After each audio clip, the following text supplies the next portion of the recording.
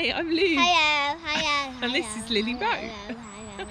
And in today's video, we wanted just to offer an alternative to saying be careful to children. Because we've noticed at our little outdoor play groups that we've been going to, that some adults say be careful an awful lot to the children. And in terms of forest school, appropriate risk taking is one of the 6 principles of forest school. So we may well be doing slightly more risky experiences within our forest school sessions. So thinking about how we respond as adults supporting risk taking and the language that we choose to use is quite important, because it may affect the experience that the children are having. But let's start by just unpicking what might drive us to say be careful. Of course, a completely natural response if we see a child doing something a bit, or it might just come out automatically. However, the phrase be careful, it's not containing much information for the child, and there might be more constructive ways of dialoguing with a child in that situation. So let's just think about where that comes from. So perhaps, if we reflect on ourselves, it's stemming from our need for the safety of that child. Again, a very healthy need there if we are responsible for children. There also perhaps might be a little bit of anxiety in there around, we're in a position of responsibility, caring for those children, looking after their welfare, and we're a little bit anxious if they were to hurt themselves. So, tuning in to your own needs around why you say the things you say can be a really useful practice as a practitioner. So let's explore this using an example. So imagine a slightly higher risk activity experience that might take place at forest school, something like climbing a tree perhaps.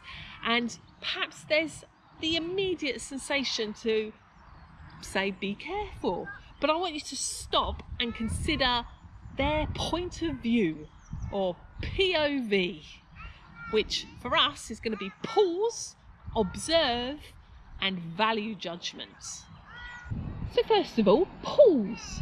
Just take a moment before you do anything, just to stop, breathe and tune into yourself.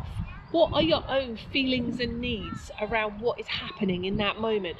Are you feeling a bit anxious? Are you a little bit worried about somebody's safety? What is the underlying needs and feelings that you are experiencing? Then observe. Take a moment just to really take stock of what that child's doing. Notice, where is their attention? Are they really focused on what they're doing, or are they distracted? Look at how they're placing their hands if they're climbing that tree. Does it look like they're confident, or are they a little bit shaky? Are they a little bit wobbly? So take a moment to gather as much information as you can about that situation through your senses of observing what's going on. Then value judgment. So as practitioners, we're always doing that seesaw, that balancing of the benefits of an experience versus the risks. So depending on the situation, the site and the conditions, the learner in question, all of these things are going to affect our value judgment about where the balancing point is, whether the benefits outweigh the risks or vice versa. So take a moment to really take stock of that element. How high off the ground are they? What's underneath them? How big are the branches that they're climbing? Is there much dead wood, or is it a healthy living tree? Are there other children around? What else is going on?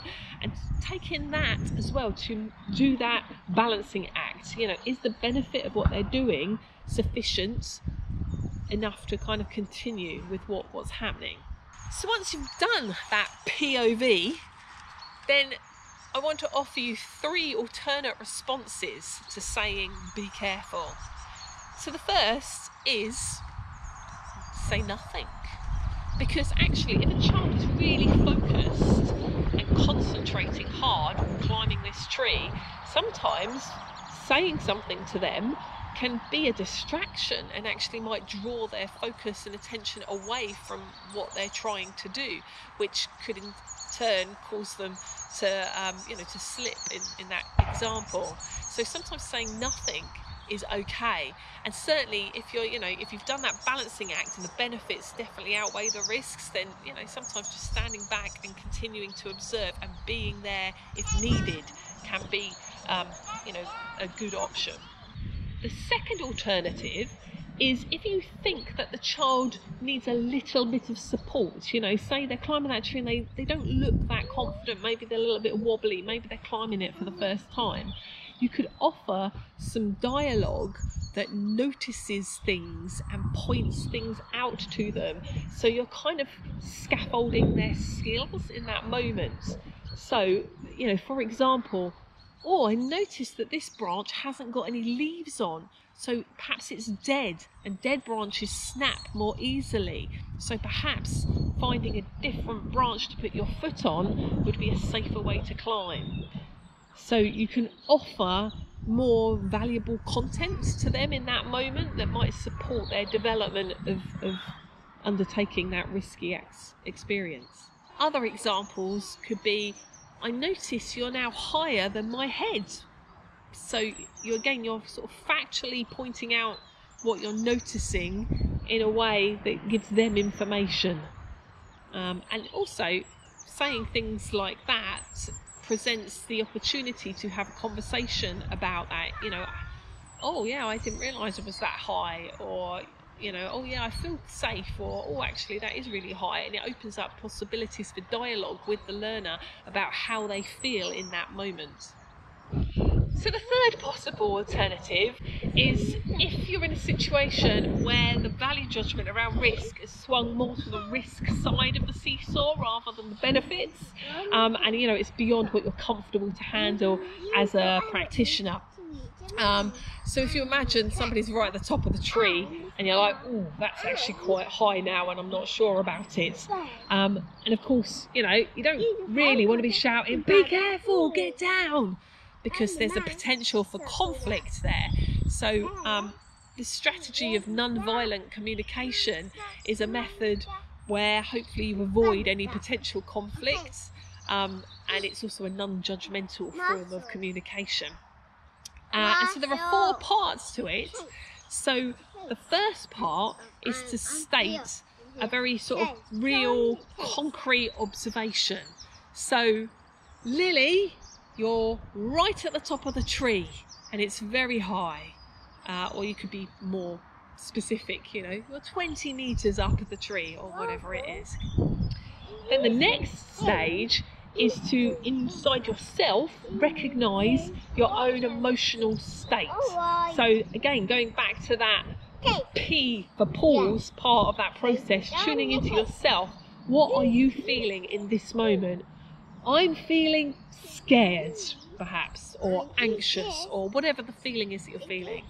The third part is to tune into what is the underlying need within yourself that is causing that emotional state. So, because I have a need for your safety. And then the fourth is to make a request. So, please, can you climb further down? Or can you get out the tree completely? Or can you make sure you hold on with both hands? Or whatever you think is an appropriate request in that given moment. So the whole process would sound like, Lily, you're right at the top of the tree and it's very, very high. I feel scared because I've got a need for your safety and I don't want you to get hurt. Please, could you climb further down so that you're at this branch? And that would be the whole process. And touch wood, if you have got a significant relationship with that child, then they should respond to you because you're giving them information about your own emotional state and needs based on their their behaviour in that moment and what's happening in that moment. I found that can be very effective without escalating into an argument, which you don't want an argument necessarily in those moments. So that's another alternative, you know, if it's got too far. There you go, 3 alternatives to saying be careful when you're doing risky activities. Do you have any others? Do let me know in the comment section below. If you've enjoyed this video, do give us a thumbs up and consider subscribing to our channel so you can join us again in the woods or the field next time. And thanks for watching. Saying be careful is a natural thing, but there are alternatives you can bring. Use a point of view to talk with ease and do risky things when you head to the